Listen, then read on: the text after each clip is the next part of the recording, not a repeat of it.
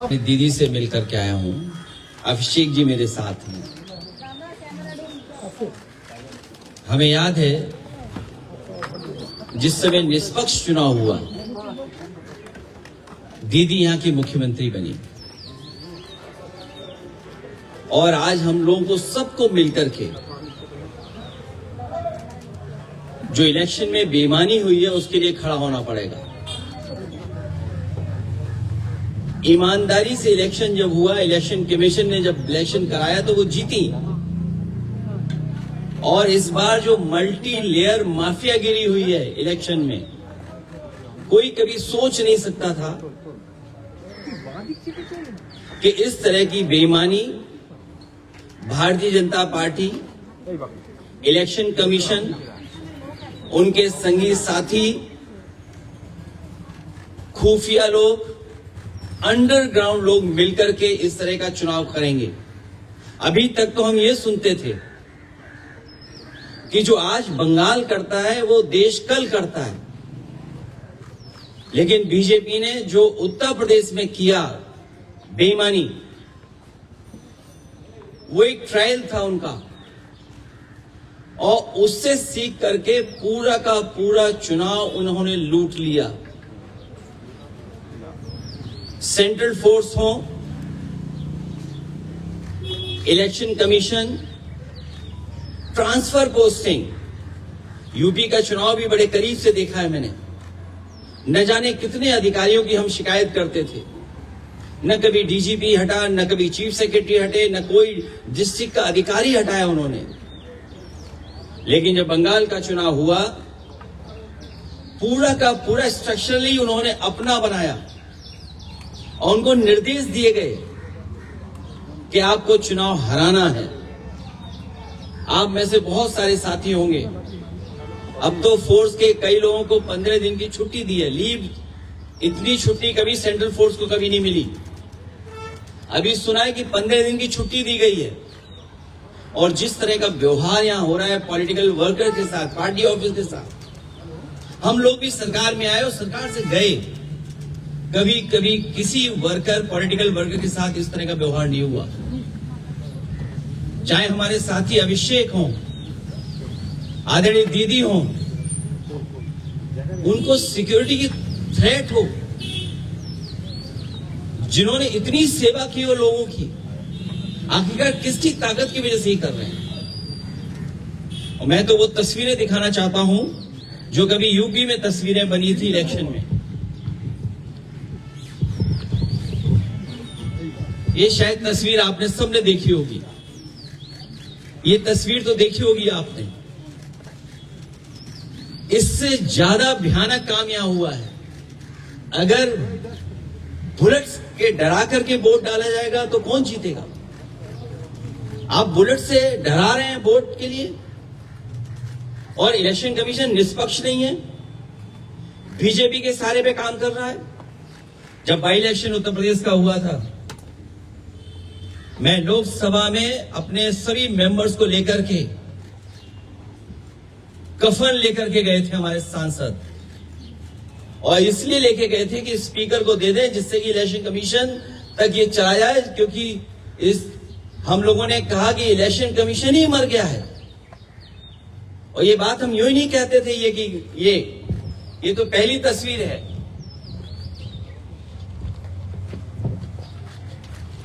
दूसरी तस्वीर भी किसी से छिपी नहीं होगी, ये दूसरी तस्वीर भी नहीं छिपी होगी किसी से। और फिर जो वोट डालने का तरीका है, मैं केवल एक कॉन्स्टिट्यूएंसी का उदाहरण दे रहा हूं कि इस तरीके से फोर्स से वोट डलवाया। मैं 2012, 2017, 2022 समाजवादी पार्टी 37%, 2017 42%, 2022 46%। कभी समाजवादी पार्टी चुनाव नहीं हारी। और बीजेपी 29%, 37%, 30%। और जब सेंट्रल फोर्स और फोर्स के साथ जब उन्होंने चुनाव डलवाया, अंदर किसी भी एजेंट को नहीं रुकने दिया, बंगाल में भी यही किया। कि जो पॉलिटिकल पार्टी के पोलिंग स्टेशन के अंदर जो एजेंट्स होते हैं उनको धमकाया, डराया और न जाने क्या क्या तरीका अपनाया होगा। यहां देखिए आप, जब डराया, धमकाया और पुलिस का साथ लिया तो कितना 77% पहुंच गया वोट बीजेपी का, 77%। ये वो डेटा मैं दिखा रहा हूं जो इलेक्शन कमीशन के पास भी अवेलेबल होगा। ये तो पूरे इलेक्शन की प्रक्रिया ही बदल दी इन्होंने।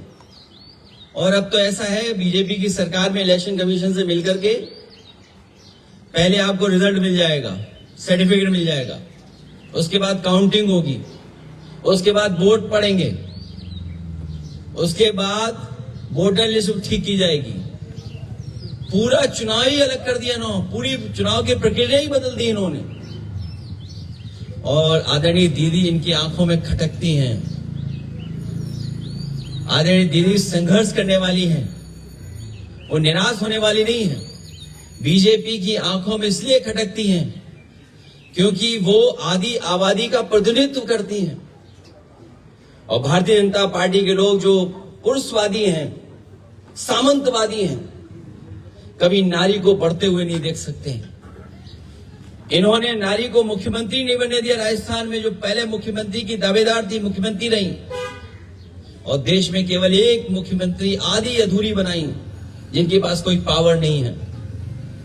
इसलिए हम इस लड़ाई में आदरणीय दीदी के साथ हैं, क्योंकि लोकतंत्र को बचाना है, संविधान को बचाना है। अगर हमारे वोट के अधिकार को ही छीन लेंगे तो फिर क्या लोकतंत्र बचा? इतनी डेमोक्रेसी को किसी ने डिस्ट्रॉय नहीं किया होगा जितना भारतीय जनता पार्टी ने किया है।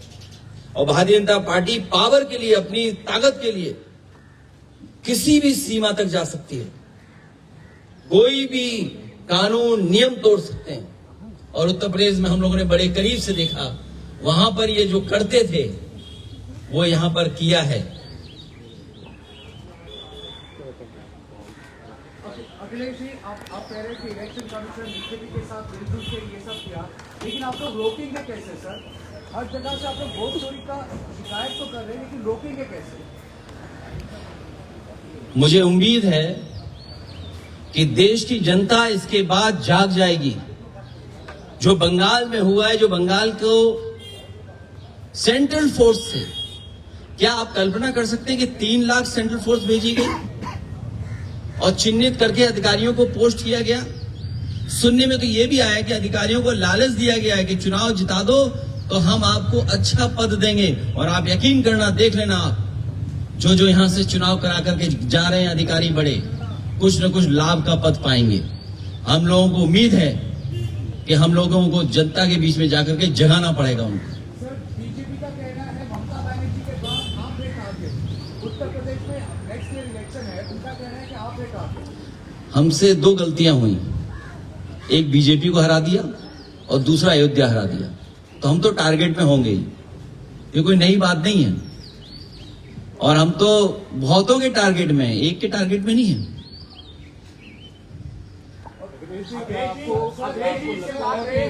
यहाँ पर जो है बीजेपी की तरफ से कहा जा रहा है, चुनाव आयोग की तरफ से कहा जा रहा है कि ये यहाँ निष्पक्ष तरीके से चुनाव हुआ, हिंसा मुक्त चुनाव हुआ, इस वजह से इस तरह के नतीजे आए। भारतीय जनता पार्टी सोम पपड़ी की तरह झूठ की लेयर है। सोम पपड़ी खाई कभी? एक लेयर के ऊपर दूसरी लेयर झूठ की चढ़ा देते हैं लोग।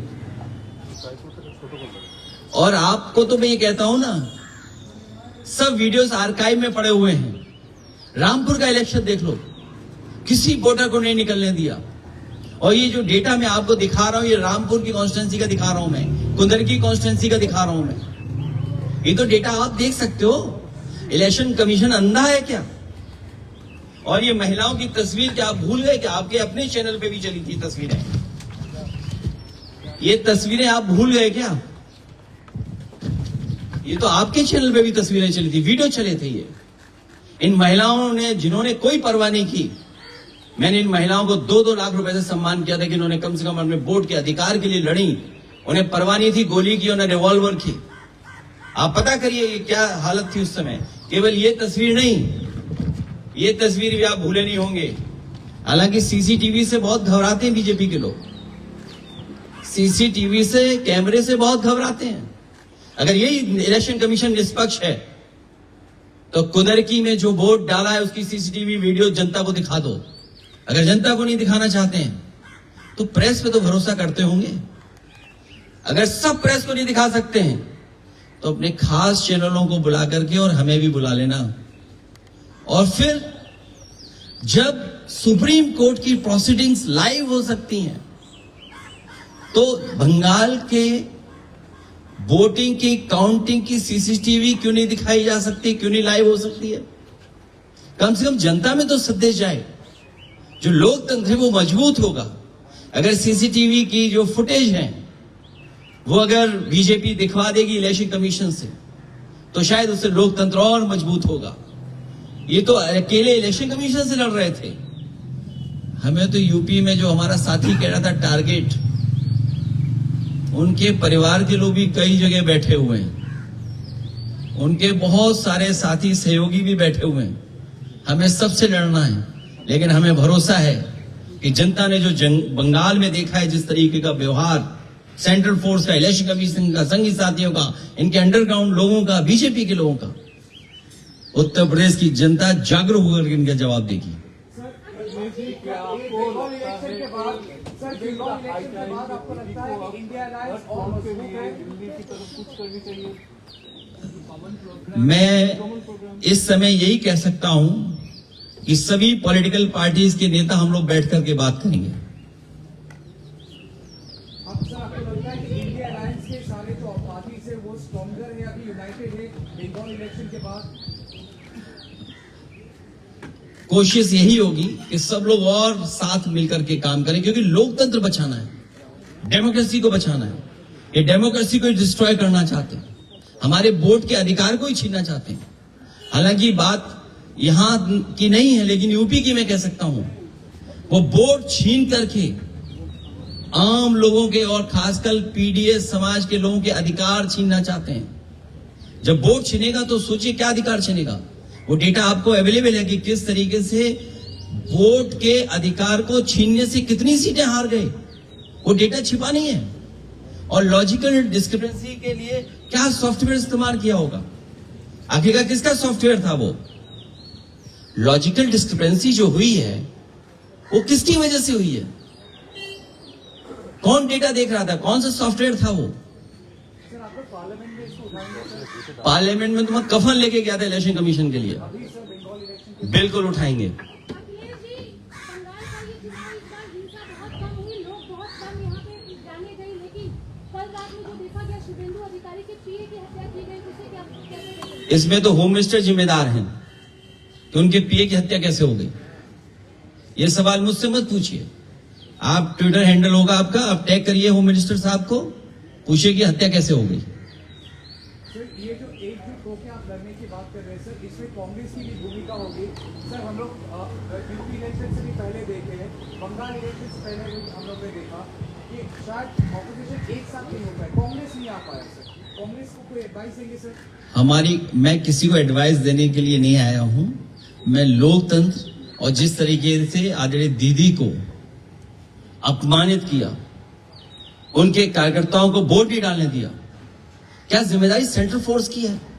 क्या आप इलेक्शन को इस तरह कराएंगे कि आप वहां पर एजेंट्स को नहीं बैठने देंगे, पॉलिटिकल पार्टी के एजेंट्स को नहीं बैठने देंगे, और फिर इस बात की तैयारी करेंगे कि एसआईआर करा करके हम टारगेटेड किस बूथ पर वोट कटवाना है? जो टीएमसी के स्ट्रांग बूथ हैं, स्ट्रांग वोटर्स हैं, उनको वोट ना देने दिया जाए, इसलिए वोट कटवा दें उनका। यह अधिकार किसने दिया है?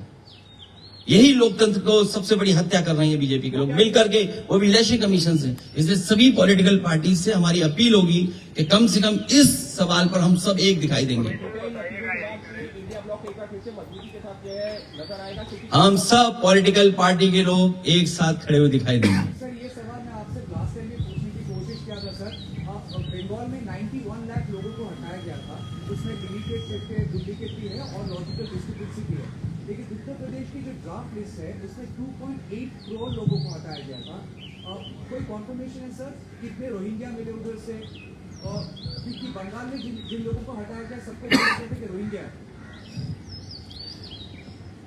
जब ये बात आपको पता है तो ये भी पता होगी आपको कि हमारे मुख्यमंत्री जी घबरा गए थे। उन्होंने कहा कि 4 करोड़ वोट हमारे कट गए इसमें। तो क्या मानूं मैं आप, अगर हमारे उत्तर प्रदेश के मुख्यमंत्री ये शिकायत करें इलेक्शन कमीशन को कि 4 करोड़ वोट हमारे कट गए, तो इस सवाल का जवाब तो हमारे उत्तर प्रदेश के मुख्यमंत्री देंगे जिन्होंने कहा कि 4 करोड़ वोट कट गए हमारे। चलिए, बहुत धन्यवाद आपका, बहुत धन्यवाद।